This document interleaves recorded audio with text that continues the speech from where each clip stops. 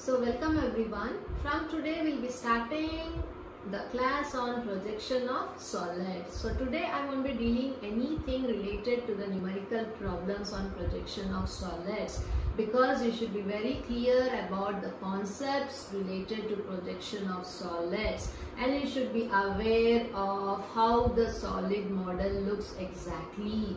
So in today's class I have kept some models in front of me in the table for you to make understand what you mean by solids, its categories and classifications. Okay, so first of all you should know what you mean by a solid object. Until now you had studied different problems related to the plane surfaces in projection of planes, right? So planes, you know, it is nothing but an lamina or the surface which has negligible thickness. So you don't have any thickness for the given surface, right? But if those surfaces are provided with certain depth or thickness, then you can call that to be as a three-dimensional objects. So this is the definition what you have to know for solids. So all solids are three-dimensional, which has length, width and thickness. So these three together will bound a given object into as a solid object. So after knowing what you mean by solid, you should also understand its classifications. So when it comes to the category of classifications, we have three types. So one is the prism, second is the pyramid, and the third is the solid of revolution. So now you should understand what do you mean by prisms. So prisms are the solid objects which are bounded together by using rectangular surfaces. Suppose I am showing you a model here. So this is a solid object. So if you look at the surface at the top and bottom, what you are able to see, you can see the square surface. One at the top and one at the bottom. And these square surface are bounded together with the help of rectangular surfaces. And hence you call this as a prism. It could be any type of prism. All the given prism will be bounded by rectangular surface.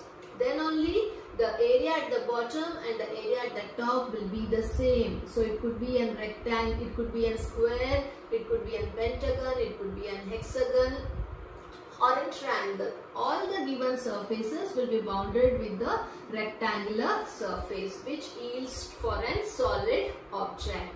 And this type of surface bounded with the rectangular surfaces are called to be as our prism.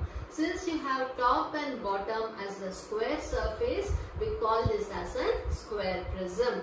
So now similarly, I have one more model here for the prism classification. So here the surface at the top and the bottom are made by triangular surface. Even though it is made by triangular surface, the given surface is bounded by rectangular surface only. You can see all the sides are bounded by rectangular surface. Only the top and the bottom is of triangular surface, and hence it is a category of prism. Since the surface at the top and bottom is triangular, we call this as a triangular prism.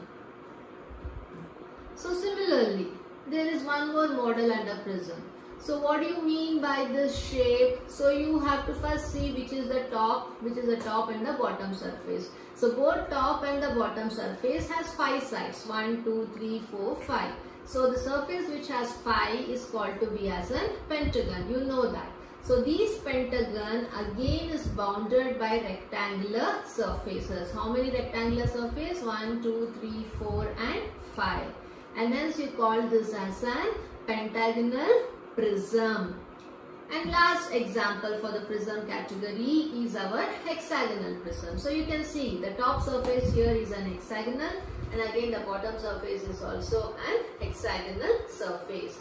All these are again bounded by n number of rectangular surfaces. How many? 6 totally. And hence you call this as an hexagonal prism. So this is about the classification of our prism. So then you should know what you mean by our pyramids. So in pyramids, always you will be having one bottom surface, so that will be bounded by triangular surface only. Likewise in prism, the given surface was bounded by rectangular surface only. Similarly, here in case of pyramids, you will be having one shape at the bottom as a base, so that will be bounded by triangular surfaces. For example, you can see here.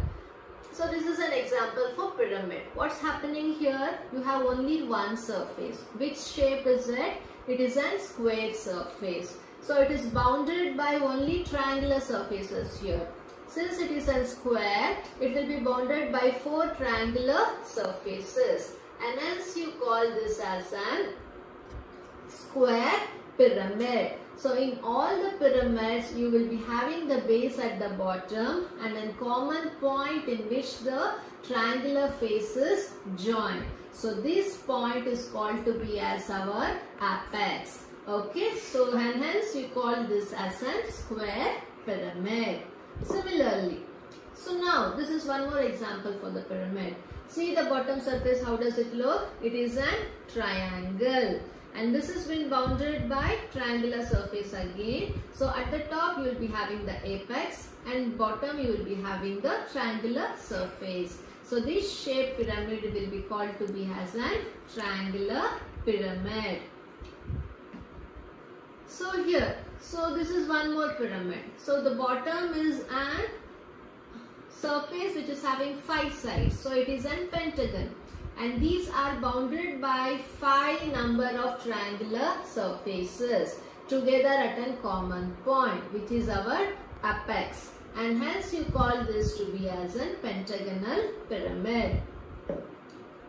And this, what do you mean by this? By looking at the bottom, you can see that you have 6 sides. So the bottom base is an hexagon which is bounded by triangular surfaces. How many triangular surfaces you have? 6. So all are meeting together at a common point, which is our apex, and hence we call this as an hexagonal pyramid. So this is the classification of our prism and the pyramid. Always in prism you will be having same surface at the top and the bottom, which will be bounded by rectangular surface. But when it comes into a pyramid, you will be having only one base. You won't be having any surface at the top, but it will be joined by a common point, what we call it as an apex. So all these will be bounded by triangular surface. So these are the difference between the prisms and the pyramids. So apart from that, we have one more classification, what we call it as solid of revolution. So what happens in solids of revolution? So in this case, as the name itself suggests, either a rectangular surface or a triangular surface will be revolved around 360 degree so that you get a solid object.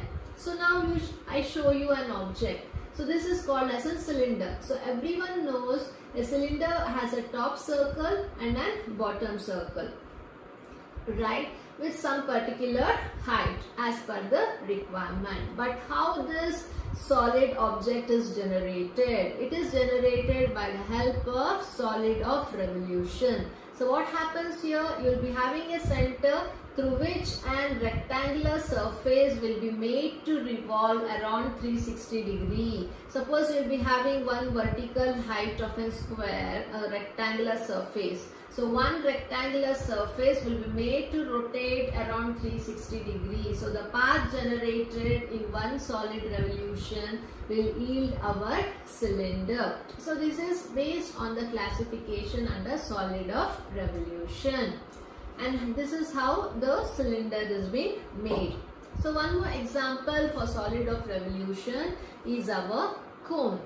So what happens here? The cone will be generated when a triangular surface is revolved around 360 degree across the axis. So then it yields as a solid object, what we call as a cone. So it will be having a circular base and the revolution of the triangular surface around 360 will generate the required cone. Even the cone will be having a common point, what we call it as apex. So this is how an cone looks like, and this is how an cylinder looks like, which are both under the category of solid of revolution. So after knowing about the classification of solid, you should be aware of what are the dimensional parameters associated with respect to the different solids. So now if I take an example of a square prism, so you should be knowing how you name each and every corner or the edges of the given prism. So this you will call it as an top surface, and we are speaking about a square prism. So you call this as a top surface and you call this as a bottom surface. So both are of square surfaces, right? So then this surface, I told you it is bounded by rectangular surfaces. So all the faces which are being seen here are called to be as the rectangular face. And then you should be knowing what do you mean by longer edge and the shorter edge.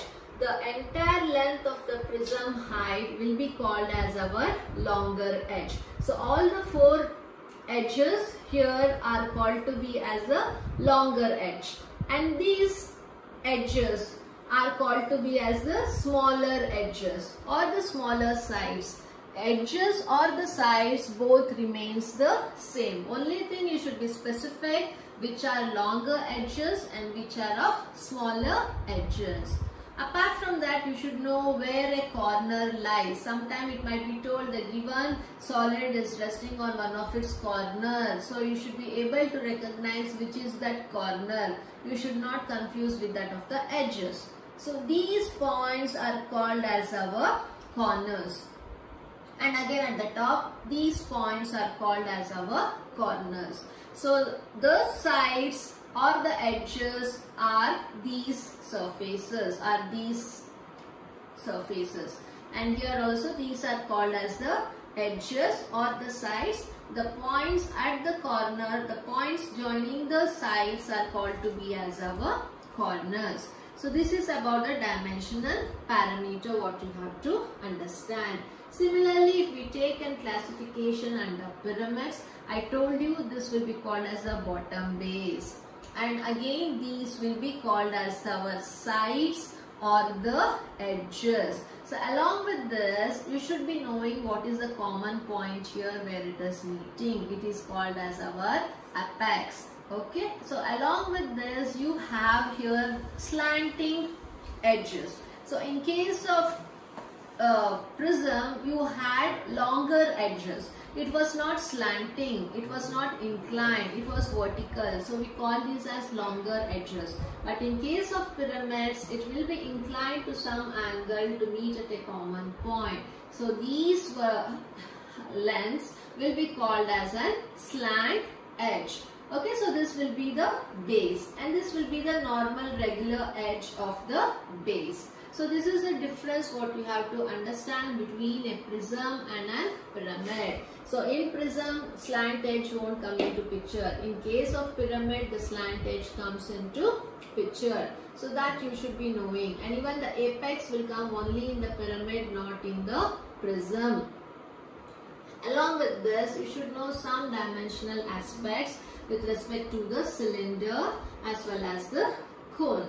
So you know this we call it as top surface and the bottom surface. So these curved, the rectangular surface, when it revolves, it results in the formation of a cylinder. But the cylinder will be bounded by n number of generators. So there will be n number of lines which will be bounding together to form the given cylinder. So these vertical lines along the circumference of the surface between top and bottom are called as the generators across the surface. Okay, so even though if it is a cone which has been formed by the revolution of a triangular surface, they will be having the generators here. So here the generators will be slanting, whereas in case of cylinder the generators will be vertical to each other. Okay, so these are the things what you have to understand. The other part of it is you should also know about what do you mean by section of a solid and what do you mean by an frustum of a solid. Suppose you take an example of pentagonal prism. If the given pentagonal prism is being cut parallelly across the surface at the top, then the portion what is been remaining is called as the frustum of an given prism or an pyramid or an cone. If you cut this prism parallelly across the surface, even though you cut you will be having the bottom surface constant, but when you remove this portion, but when you cut this entire part will be removed. But where it is being cutted, even at that cut position, the same area of the surface will be visible, right? So it will be cut parallelly. Only thing there will be variation in the reduction of the height, but the top and the bottom surface cross-sectional area remains the same. Then we call that as a frustum of an prism, because it is a prism which is cut parallelly across the surface. Suppose this is a pyramid. If it has been cut parallelly across the base surface, then you call that as a frustum of a pyramid. But what happens in case of pyramid? If it has been cut at this position, what happens is you will be having a base of hexagon. Since it is an hexagonal pyramid, you will be having an actual dimension of the hexagonal surface. So when you cut this pyramid at some height, then you will again find one more hexagonal surface similar to that of a prism, but we don't call this as a prism because the hexagonal surface what you get at the top will be smaller in area in comparison to our bottom hexagonal, since it is a pyramid, and hence we call this as an frustum of an pyramid and not a prism. Suppose if it is being cut parallelly across the base of a cone, then you call that as a frustum of a cone. What happens here? At the bottom you will be having the actual dimension of the circle, but here when it is being cut for a particular height, you will find one more surface, a circular surface. But the area of the circular surface which is being achieved at the top will not be same as at the bottom, and hence we call that as a frustum of a cone, because you will remove this entire part. So when this has been cutted, so you will find one circular area at the top also in comparison to the bottom surface, and then you call as a frustum of a cone. The same thing, if the given cone is being cut in an inclined position, rather than cutting parallelly to the base, if it is cut in inclined position, so then you call that as a section of a given solid. If it is a cone, you call this as a section of a cone. Similarly, in a prism, if it is not cut parallelly and it is cut inclinedly, then you call that as a frustum of a section of a prism. Okay, and similarly, if the given pyramid has been cut in an inclined position, then you call that as a section of a pyramid. Okay, so this is how you should be knowing about the classification of the solids, the dimensional aspect of it, and also the cut section, how it is cut, whether it is cut parallelly or whether it is cut inclinedly. Thank you.